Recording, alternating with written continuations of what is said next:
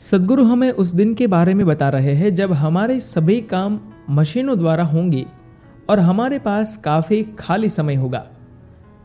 वे बताते हैं कि तब हमें चेतना की खोज की जबरदस्त जरूरत महसूस होगी। ऐसी कोई भी चीज जो स्मृति याददाश्त के जमा करने से बन सकती है, याददाश्त तक पहुंचकर बनाई जा सकती है, इस स्मृति के विश्लेषण से बन सकती है और इस स्मृति की अभिव्यक्ति बन सकती है। हर वो चीज जो आप अपनी समझ या बुद्धि से फिलहाल कर रहे हैं, जिस बुद्धि को आप अपने रूप देख या सोच रहे हैं, वो सब कुछ किसी न किसी बिंदु पर आकर किसी मशीन द्वारा किया जा सकता है। लेकिन इंसान के भीतर बुद्धि का एक दूसरा आयाम भी है जिसे हम चित्त के रूप में जानते हैं। चित्त बुद्धि का वो आयाम है जहां स्मृति का एक कण या अंश मात्र भी नहीं होता। यह आयाम स्मृति से पूरी तरह से अछूता होता है। आज आप जैसे भी और जो भी है वो सब स्मृतियों की ही देन है। अगर आप एक मानव स्वरूप में हैं तो यह विकासात्मक कीड़ों और जानवरों से मनुष्य तक का विकास स्मृति है। इसके अलावा आपके पास दूसरी कई तरह की स्मृतियां होंगी जिसने आपको एक खास तरह का इंसान बनाया, और इसके अलावा कई ऐसी चीजें तय की जो आज आप में है। आपका पेशा, आपकी क्षमताएं, आपकी जानकारी व ज्ञान, हर चीज स्मृति की देन है। लेकिन स्मृति एक सीमाओं में बांधने वाली रेखा भी है। जिस पल ही आप अपनी स्मृति से पहचान स्थापित करते हैं, आप कहते हैं, अरे ये तो मेरा दोस्त है, इस दूसरे को मैं नहीं जानता, इस व्यक्ति को मैं पसंद करता हूं, ये व्यक्ति मुझे अच्छा नहीं लगता। आपकी ये सारी सोच स्मृतियों पर आधारित है। स्मृति आपके जीवन में एक परिभाषा और एक निर्धारक सीमा रेखा तय करती है। यह स्मृतियों की वजह से ही है कि मैं ये जानता हूं कि यह मैं हूं और यह आप है। लेकिन बुद्धि का एक और आयाम होता है जिसे हम चित्त कहते हैं, या फिर हम इसे आधुनिक शब्दावली में एक अर्थ में कॉन्शियसनेस भी कह सकते हैं। जिस तरह से हम और आप फिलहाल सचेतन है, वह सिर्फ जागृति है, चेतना नहीं। तो बुद्धि के इस आयाम में स्मृति का कोई अंश नहीं होता। जहां कोई स्मृति ही नहीं होगी तो वहां कोई सीमा रेखा भी नहीं होगी। फिलहाल 90 या उससे भी ज्यादा प्रतिशत मानवता अपने भौतिक या बौद्धिक क्षमताओं के सहारे जी रही है। इन चीजों को किसी बिंदु पर विकसित किया जा सकता और ये दिखने में वास्तविक लग सकती है। एक बार आपके सारे काम मशीनें करना शुरू कर दे तो फिर आपके लिए अपने अस्तित्व के भीतरी आयामों की खोज शुरू करना जरूरी हो जाएगा।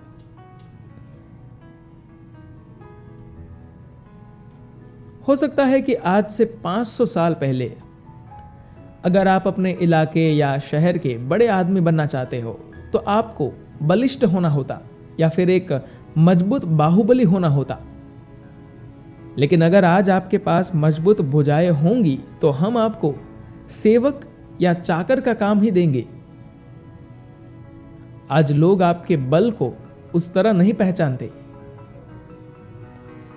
आज अगर दुनिया में महिलाएं ठीक ठाक तरीके से बराबरी की जगह पा रही है तो उसकी एक वजह तकनीक है, क्योंकि तकनीक ने भुजाओं की शक्ति को बेअसर कर दिया है। आपके पास जितनी बौद्धिक ताकत है वही आज चीजों को निर्धारित कर रही है। लेकिन यह बौद्धिक ताकत अगर मशीनें ले ले तो स्वाभाविक सी बात है कि इंसान अपनी चेतना को लेकर गहराई में उतरने की कोशिश करेगा। एक मशीन कभी भी गहराई में नहीं जा सकती। आज अब जो कुछ भी कर सकते हैं, भविष्य में वो सब मशीनें कर सकती है, और वो दिन अपने आप में एक महान और खास दिन होगा, क्योंकि इसका सीधा सा मतलब है कि हम लोग छुट्टी पर है। तब हमें जीने के लिए काम नहीं करना होगा। तब हम जीवन को बिल्कुल एक अलग अंदाज में देखेंगे, जो अपने आप में बेहद महत्वपूर्ण होगा। वास्तव में पहली बार हम लोग इंसान बनेंगे।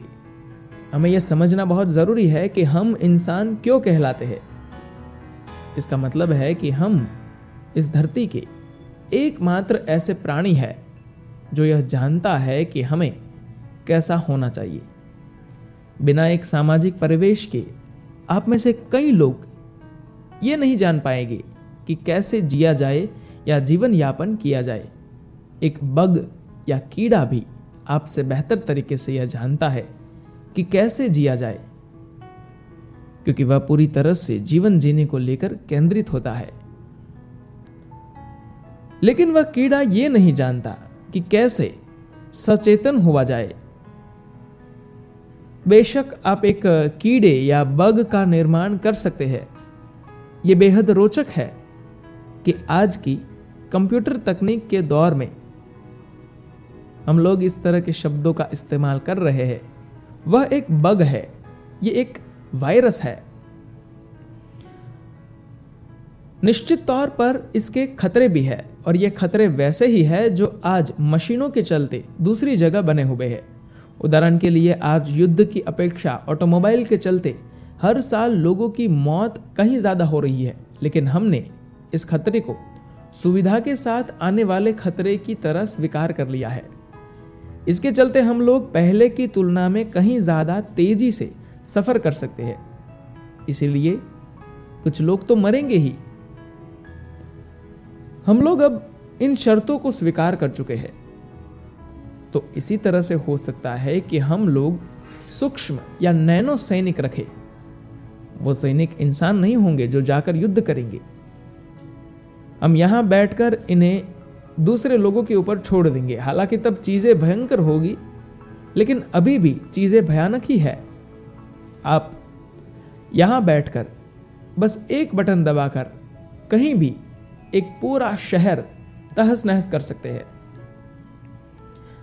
जैसे जैसे ये तकनीकी क्षमताएं आ रही है, वैसे हमें भी इंसानों को बेहतर बनाने की कोशिश अवश्य करनी चाहिए, जिससे वे अपनी समझ या तर्क बुद्धि के सीमित दायरे से परे निकलकर विवेक या समझ के उस गहरे आयाम तक पहुंच सके जो अपने आप में जीवन है, जो अपने आप में हमारे भीतर के जीवन का स्रोत है।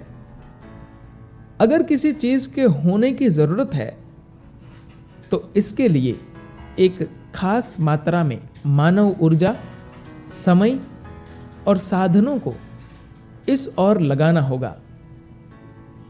इसलिए हमें चेतना की ओर निवेश करने की जरूरत है। अभी तक हम लोग सिर्फ जीवन जीने के लिए अपने संसाधनों का निवेश करते रहे हैं, लेकिन एक बार वे तमाम तकनीकें जिनके बारे में वे लोग बात करते हैं साकार हो जाती है, तब जीवन यापन कोई मुद्दा ही नहीं रहेगा। जब जीवन कोई मुद्दा नहीं होगा तो हम निश्चित तौर पर इस ओर निवेश करना शुरू करेंगे। जितनी जल्दी और कम भटके हम इस दिशा में निवेश शुरू करेंगे, उतना ही हम नई संभावनाओं की ओर बढ़ेंगे। यह हमेशा दो धारी तलवार है। अब आप किसी भी तरह से इस तलवार का इस्तेमाल करते हैं, यह इस पर निर्भर करता है कि आप कौन है। आप अपनी पहचान में सभी को शामिल करते हैं या खुद को सबसे अलग मानते हैं। यही चीज तय करेगी कि तलवार किस ओर घूमेगी। अब समय आ गया है कि हम उस आवाज को, जिसे एक आयाम विहीन और सीमा विहीन चेतना कहा गया है, सुने और उस विधियों को जाने जिनसे चेतन बना जा सकता है। अब समय आ गया है कि अपने भीतरी कल्याण पर ध्यान केंद्रित करें, क्योंकि हम पहले ही उस मुकाम पर पहुंच चुके हैं जहां तकनीक आसमान की ओर निकल गई है और हम लोग उसकी बराबरी नहीं कर पा रहे हैं। जिस तरह से आज हमारे सामने अपने माहौल को बेहतर बनाने और उनकी भलाई से जुड़ी तकनीक मौजूद है, वैसे ही हमारे सामने ऐसा विज्ञान व तकनीक भी मौजूद है कि कैसे हम अपने भीतर के परिवेश को भी बेहतर बना सकते हैं। यह कोई आज की चीज नहीं है, यह हमेशा से यहां रही है। यह विज्ञान व तकनीक भी उतनी ही पुरानी है जितनी मानवता। लेकिन कुछ पीढ़ियों में इसकी आवाज को जोरदार तरीके से सुना गया, जबकि कुछ पीढ़ियों में यह सिमट कर रह गई और फिर उसी हिसाब से मानव कल्याण कभी उठान पर रहा तो कभी सीमित होकर रह गया। किसी भी तरह की तकनीक के बावजूद अगर आप यह नहीं जानते कि कैसे रहा जाए तो अभी भी आप ठीक नहीं है। आज आप हमारी व अपनी हालत देख लीजिए। एक पीढ़ी के तौर पर जितनी ज्यादा सुविधाएं और आराम है, उतना आज से पहले मानवता के इतिहास में किसी और पीढ़ी ने शायद ही कभी देखा या जाना हो। लेकिन क्या आप यह दावा कर सकते हैं कि आपकी पीढ़ी अब तक की सबसे खुशहाल और शानदार पीढ़ी है? नहीं। आज लोग विक्षिप्त हो रहे हैं। मैं यह नहीं कह रहा कि हमारी पीढ़ी किसी और पीढ़ी से ज्यादा खराब है, लेकिन हम लोग उनसे पूर्ण रूप से बेहतर भी नहीं है। खास करके तब जब हम जो पाना चाहते हैं उसे पाने की चाहत में हमने किस कदर जीवन के अन्य रूपों को नुकसान पहुंचाया है। आपकी तकनीकें आराम और सुविधाएं तो दे सकती है, लेकिन यह बेहतरी या कल्याण नहीं कर सकती। अब समय आ गया है कि अपने भीतरी कल्याण पर ध्यान केंद्रित करें, क्योंकि हम पहले ही उस मुकाम पर पहुंच चुके हैं जहां तकनीक आसमान की ओर निकल गई है और हम लोग उसकी बराबरी नहीं कर पा रहे हैं। फिलहाल आपकी बेहतरी इससे तय हो रही है कि आपके आसपास क्या है, इससे तय नहीं हो रही कि आपके भीतर क्या है। इसका यह मतलब नहीं है अपने पड़ोसी से प्रेम करो, आप ऐसे बनो, एक अच्छे इंसान बने, एक सज्जन इंसान बने। यह उसके बारे में नहीं है। आपके शरीर व आपके मन को आपसे निर्देश लेना चाहिए। अगर आपका शरीर और आपका मन आपका कहा मानते, तो क्या आप अपने जीवन के हर पल में खुद को सेहतमंद और आनंदमय बनाना चाहेंगे? अगर आपके सामने कोई विकल्प है तो निश्चित तौर पर ऐसा करना चाहिए। जाहिर सी बात है कि फिलहाल आपका शरीर और आपका मन आपसे निर्देश नहीं ले रहे। इसका मतलब है कि आप पर्याप्त रूप से चेतन नहीं है। इसलिए हमें इस दिशा में निवेश करना होगा। अगर आप इस शहर में घूमें तो मुझे विश्वास है कि आपको यहां अस्पताल, स्कूल, टॉयलेट जैसे हर चीज मिलेगी। लेकिन आपके पास क्या ऐसी कोई जगह है जहां लोग ध्यान लगा सके? यहां ऐसी कोई जगह है या चीज नहीं है? अतीत में दुनिया के पूर्वी समाजों ने इस दिशा में काफी भारी निवेश किया था। आज वे लोग भी पश्चिमी दुनिया का अंधानुकरण बिना सोचे समझे वैसा बनने की कोशिश कर उनसे प्रतिस्पर्धा करने लगे हैं। लेकिन इस कोशिश में वह अपनी इस खूबी को खो रहे हैं। लेकिन आने वाले 20 से 25 सालों में भीतरी कल्याण की चाहत व जरूरत बहुत मजबूत हो जाएगी। आज आप जो भी कर रहे हैं उनमें से ज्यादातर काम जब तकनीक करने लगेगी और आपको पता ही नहीं होगा कि आप जिंदा क्यों है, तब भीतरी कल्याण की जरूरत बेहद मजबूती से सामने आएगी। अगर हम उस दिन के लिए खुद को तैयार करना चाहते हैं तो ये बेहद जरूरी है कि हम भौतिक ढांचे व मानव ढांचे दोनों में ही खासा निवेश करें, जो पूरी तरह से हमारे भीतरी आयाम पर केंद्रित हो कि हम कौन है। तकनीक की इस दौर में आपका स्वागत है। चेतना के उदय के इस दौर में आपका स्वागत है। आइए हम इसे साकार कर दिखाएं। धन्यवाद।